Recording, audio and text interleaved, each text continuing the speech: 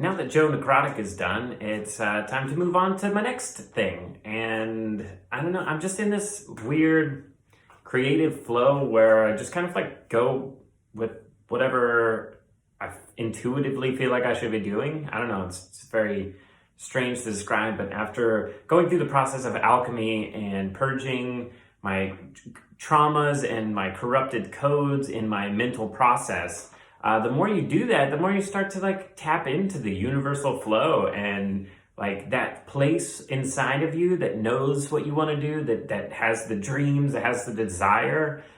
That's the place that you need to like clear out all this corruption, start tapping into. Beyond!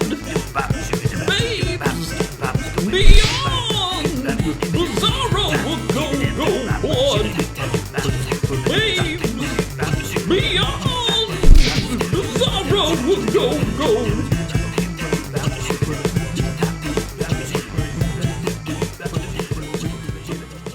So I wrote this song called I Want to Punch Time in the Face, and I envisioned this quest of this like existential quest of this guy.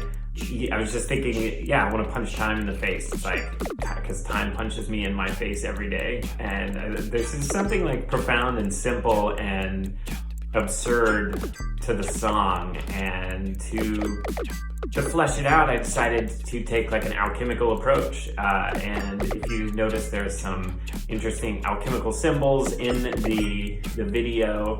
I was just making this up on the fly. Like I had an idea of what I wanted to do, and then the day of, again, I was like, oh, okay, dude, there are some amazing like alchemical drawings of just different processes and stuff that hide so much like occult knowledge, and I wanted to kind of like sort of tap into that with some of the symbolism. So I was like, I don't want to give it all away because I don't think that's not the point. It's like you can't.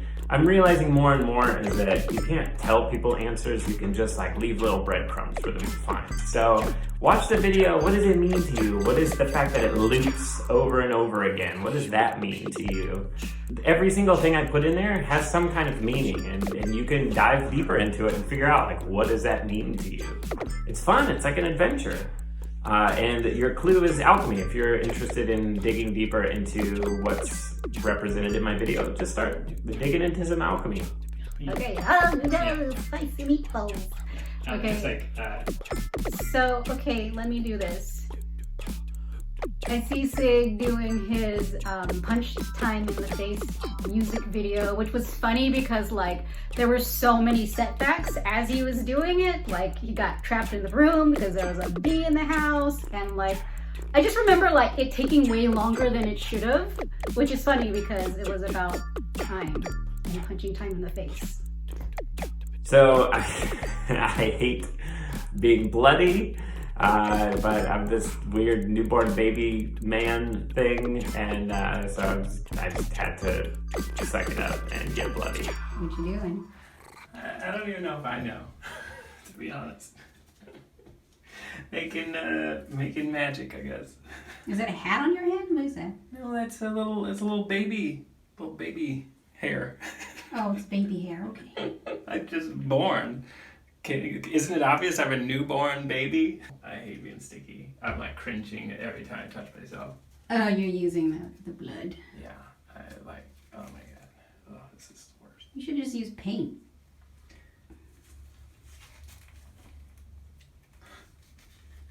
You're like, maybe I should have. Yeah. I had no idea what the video was going to be, but I knew that he looked weird. I was like, okay, this is a fun, weird thing. Fucking triangle head dude. Jeez. It's so weird. Striking. I didn't even know how it was going to look until I put it all together. It's like, I could rob a bank like this and nobody even know who I was.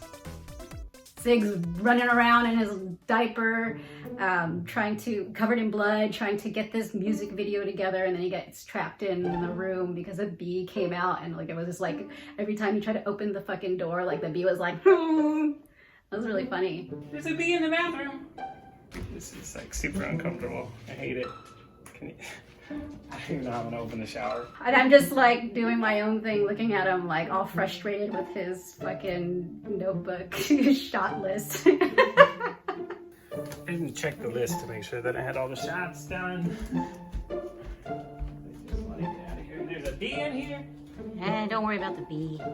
I feel like the frustration is part of the creative process, I guess, because every time I do something, film something, I'm always like frustrated or freaking out or something, but I know that it's like, in the end, it's going to be good. But the process, I think we need to start accepting frustration as an integral part of the process, the creative process, because we try to fight it.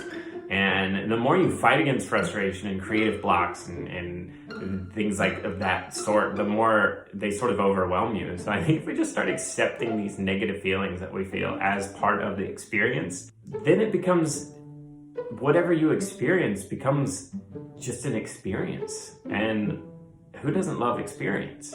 It's, obviously there's a caveat of, okay, some experiences are not okay, obviously. But, within reason, I guess what I'm getting at is like, I could just sit in a chair and stare at my hand and have an enjoyable experience. And meditation taught me that, it's like getting in touch with my own mind and like ironing myself out, untangling my wires. It's just open up to like, just eating food is fucking amazing. Like, just all of these simple things that we take for granted, I guess, is what I'm saying. And we get wrapped up in like, oh, this sucks and that sucks. But really, it's like, man, like, the fact that I can move my hands and have a body and like, I can speak to you guys and I'm part of a story, like, that's fucking awesome, dude. Like, we watch all these fantasy stories, but then we actually get to be a part of the story. And we don't even want to half the time. Like, what is that, We love watching people in movies go through hardships, but when we go through them, it's like, oh, fuck this shit. And speaking of which, right now we are living history. Like, the world is changing, and as much as it, like, the dark parts of it that suck, and, major, like, police brutality, like, I'm convinced, like, that, I don't know, man, like, every day, I'm like, where are these good cops? I see armies of people breaking up peaceful violin protests and hundreds of cops. Like, yeah, look at those good cops brutalizing innocent people, just gathering and playing violins in honor of like Elijah McClain and his brutal killing. And now they're going to break this up with brutality. Like, I'm jumping ahead because this is in the future, but Black Lives Matter. Like, Black Lives Matter. It's a really interesting change of events, very necessary. We're coming from this pandemic, which was bringing about a lot of change, and then the focus shift on something that really needed to have light shined on it. I mean, I really, like, when I think about it, I feel very emotional because it's just it's something that was necessary. It's something that had to happen. And what's happening right now, the Black Lives Movement and the fight for racial equality is exploding across America. And so I've been trying to get irreverentism going since last year. I've been trying to get people to care about other people's problems. If you go back and look at my work, it's been a very big part of my message to use unity to embrace diversity and come together on what makes us different and embrace that and encourage each other and encourage diversity and difference and just look at the spectrum of how beautiful everything is and how beautiful difference is. Our society has weaponized difference, and it shows. Like, this is where we're at. This is why we're so dysfunctional. It's because we're trying to cram each other into this little box that, like, nobody wants to be in the box, but everybody's felt pressure to be in the box. And then if they leave the box, they get shamed for leaving the box. And it's just like, what the fuck are we doing, people? I was doing a lot of rituals for clarity, protection of those who are protesting, healing, which is very necessary. I don't know what to say, but I know that it's necessary, and I am just happy that we're here to witness it. It might seem scary and destructive, but sometimes things need to be destroyed so we can rebuild and we can change for our children, for our grandchildren. Now that the Black Lives Matter movement is really taken off, I've converted my podcast Futron, where I interview people of color, and I really think that to understand racism and where it's at, we have to listen to people most affected by it on a daily basis. I started this with, I'm gonna just hashtag I'm listening. I'm just listening to people of color, listening to their experiences of racism, and finding out how can I make sense of their experience? How can I understand the entirety of our collective experience through individual experience? And, we can't paint in broad brushes and say that all people of color feel a certain way, because that in itself is racist, because you're implying that people of color are somehow less diverse and complicated and like wonderfully complicated and weird, just as the rest of us. Like, we're all human beings, we're all incredibly diverse and complicated. And you can't just say, oh, the black community feels this way about racism. And the more I talk to people, the more I realize the black community actually has different visions of racism and how it affects their lives. So to understand that, I started studying Black history. So I started the hashtag Learn Black History. I'm going through American history all the way back to just Africa. Right now I'm focused a lot on American history to understand how it got to this point. But slowly I'm inching backwards to the slave trade and everything like that. But we are experiencing these loops and these cycles, and if you just learn the history, you absolutely understand why people of color are so far behind white people in this country. And white privilege is a thing that you have to stop denying exists, because it does. And white privilege doesn't mean that your life isn't hard. It means that the color of your skin isn't making it harder for you. So take all the problems that you have as a white person, and then stack this massive amount of problems that a person of color has to deal with on top of the baseline problems of just being a human being. Because life is fucking hard. There's no question about that. And we're all making it harder for ourselves. That's what we're finding out, is that all of our systems fucking suck. They're all predatory against all of us. From big pharma to fucking student loans to tax companies, every fucking thing is set up to fuck us. And this is what I'm getting at with irreverentism, is because we all need to come together to fight the system that has been created that is fucking all of us. But it fucks some of us more than others, because people of color traditionally and historically have been deprived of generational wealth and resources, communities. At every turn, it's been white people and the government that has been forcefully taking things away from communities of color that are just trying to exist and just trying to find their way in this human environment.